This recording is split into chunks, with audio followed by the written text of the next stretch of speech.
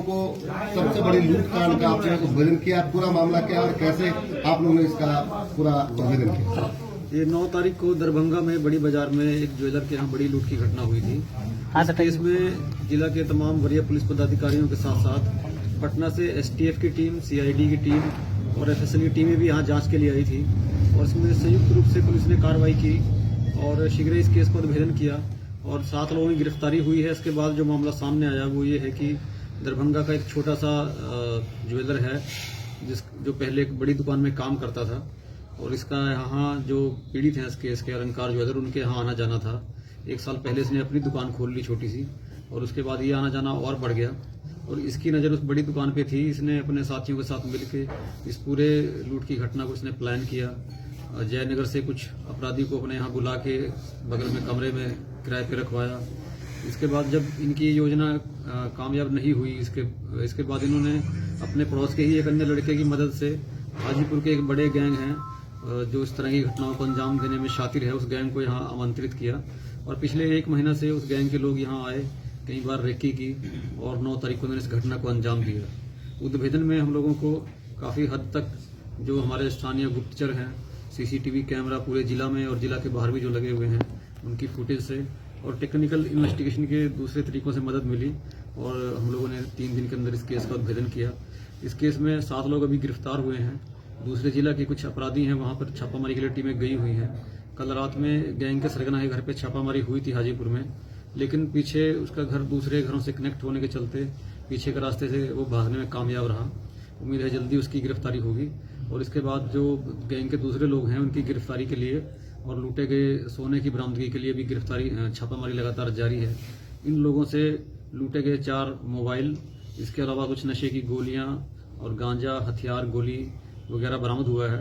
इसके अलावा इनके मोबाइल के जो सीडीआर या अन्य जो टेक्निकल पहलू हैं उनसे भी इनकी इन्वॉल्वमेंट इसमें स्पष्ट हुई है और सभी ने पूछताछ में भी अपनी संलिप्तता स्वीकार की है और डिटेल में बताया है कि कैसे 4 महीने से अपराध की योजना को ये लोग बना रहे थे और कैसे कैसे लोग इनके संपर्क में आए, जिसको हम लोग विस्तृत रूप से आपको लिखित प्रेस नोट में भी देंगे जानकारी। सर, जो गिरफ्तार हुए हैं क्या वो दरभंगा के ही है या बाहर के हैं? 7 लोग जो गिरफ्तार हुए हैं ये दरभंगा शहर के ही हैं 7 लोग। इसमें जो एक मुख्य सरगना है जो सुनार का काम करता है वो है, उसका एक अपना कर्मचारी है और इसके अलावा उसके पड़ोस के कुछ और लोग हैं जो इस घटना में शुरू से ही प्लानिंग में इन्वॉल्व रहे हैं। पूर्व से आपराधिक इतिहास भी है इन लोगों का।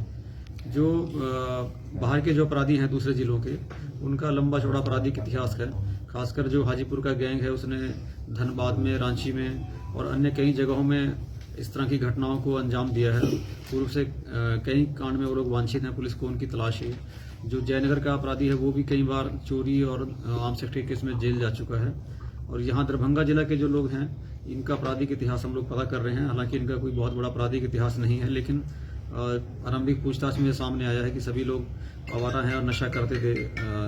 नशा करने के क्रम में ही इन्होंने ये इस तरह की योजनाओं को बार बार डिस्कस किया। दरभंगा का लाइनर कौन है? दरभंगा में यहाँ पर एक लाइनर हैं जो सुनार का काम करते हैं, उन्होंने मुख्य रूप से लाइनर की भूमिका निभाई है। सर, लूट का आकलन हो पाया? सर, लूट का आकलन कितने का अभी मतलब? वो तो एफआईआर में जो दर्ज कराया गया है 11 किलो के करीब सोना है और कुछ कैश है और इसके बाद में क्योंकि ये लोग योजना बनाने में थे, जो अपराधी बाहर से आए उनको ठहरने का, खाने का इंतजाम इन्होंने कराया, पूरे शहर की दुकान की रेकी कराई, लेकिन जो लूटने के बाद जो अपराधी सामान ले गए उसमें इनको अभी तक हिस्सा नहीं मिला है। सर, ये बताइए कि सोना कितना रिकवरी हुआ? सोना अभी तक रिकवरी नहीं हुआ, उसके लिए टीमें लगी हुई हैं और उम्मीद है जो लोग यहाँ घटना करके दूसरे जिला में भागे हैं उनकी गिरफ्तारी के साथ जल्दी ही सोना की भी रिकवरी होगी। सोना क्या नेपाल चला गया सोना की बिहार में ही है? देखिए, अभी तो हम लोग बहुत स्पष्ट रूप से नहीं कह सकते हैं, लेकिन जो अपराधी इस घटना को अंजाम दिए हैं उनमें से अभी किसी के भी नेपाल भागने की सूचना नहीं है या कहीं बाहर जाने की सूचना नहीं है, इसलिए हम लोगों को उम्मीद है कि अभी सब कुछ आसपास के जिला तक ही सीमित है। सर, हाजीपुर में इससे पहले जो लूटपाट हुई थी उसमें बताया गया था कि इस तरह की घटना दरभंगा में नहीं हो सकती है, तो क्या लगता है कि वही? नहीं, ये दूसरा गैंग है, उस गैंग के बारे में भी हम लोगों ने छानबीन की है, लेकिन ये एक डिफरेंट गैंग है।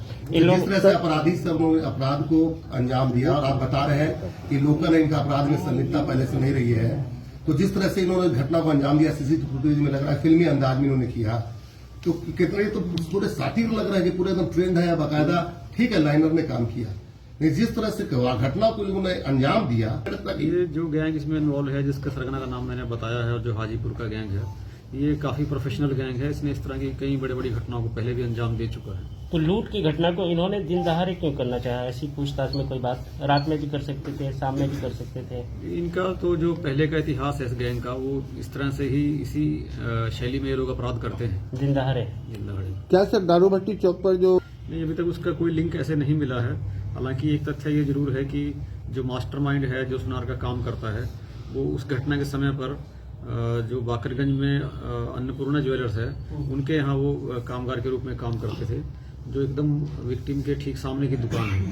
उस बिंदु पे भी हम लोग जांच पड़ताल कर रहे हैं। सर यहाँ पर इतनी दवाइयाँ रखे हुए हैं, किस काम के लिए? दवाई अपने नशे के लिए या दूसरे के काम? ये अभी तक जो जानकारी हम लोगों की आई है, ये सब शाम के टाइम पे अपने मोहल्ला के आसपास जो अबेंडेंट जगह है, तालाब है, उसके किनारे बैठकर ये लोग गांजा और नशा की गोली का सेवन करते हैं। हो गया। Thank you. चलिए।